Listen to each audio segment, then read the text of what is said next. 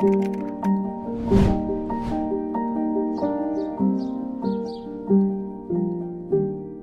faire le ramadan quand on a une hypertension artérielle? Les réponses sont variables et au cas par cas. C'est-à-dire, quand on a une hypertension artérielle stabilisée, bien traitée, avec une bonne surveillance, un bon régime, une prise de médicaments, avec un avis médical positif, on peut jeûner et respecter ces conditions et passer un bon ramadan.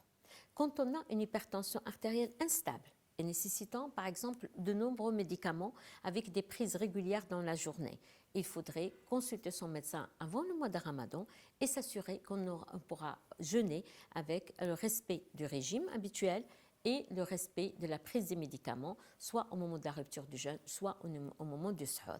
Quand il y a des complications qui accompagnent cette hypertension artérielle, par exemple des complications cardiaques, des complications neurologiques, des complications rénales, ou bien le malade n'est pas en bon état, il y a l'âge aussi, il y a les circonstances donc, qui ont amené à la découverte de cette hypertension artérielle, le médecin peut conseiller le patient ne pas jeûner et de continuer à respecter son régime, à prendre ses médicaments régulièrement.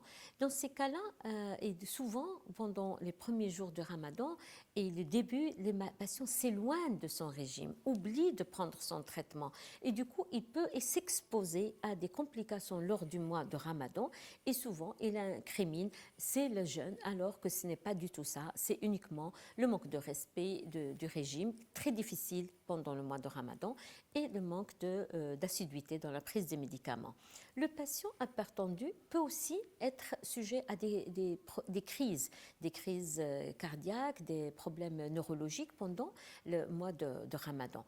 Quand il y a l'apparition de certains symptômes, par exemple comme le vertige, des céphalées intenses qui ne cèdent pas, un malaise, une fatigue intense pendant la journée, il faut que le malade prenne un peu de repos. Et si ces symptômes persistent, il faut boire de l'eau, il faut rompre le jeûne.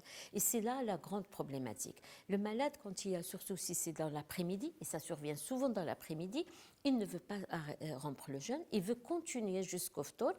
Ce sont des heures très importantes pour éviter l'aggravation de ces crises cardiaques ou neurologiques. Il faudrait se reposer, rompre le jeûne, boire de l'eau, reprendre ces médicaments si on ne les avait pas pris et à bout de quelques heures, s'il n'y a pas d'amélioration, consulter son médecin pour voir ce qui se passe. Il ne faut pas attendre la rupture du jeûne pour aller consulter ou pour vraiment prendre de l'eau ou les médicaments. Tout ceci peut être donc évité pour passer un bon ramadan pour le sujet hypertendu. Il ne faut pas avoir peur de l'hypertension artérielle s'il est stable.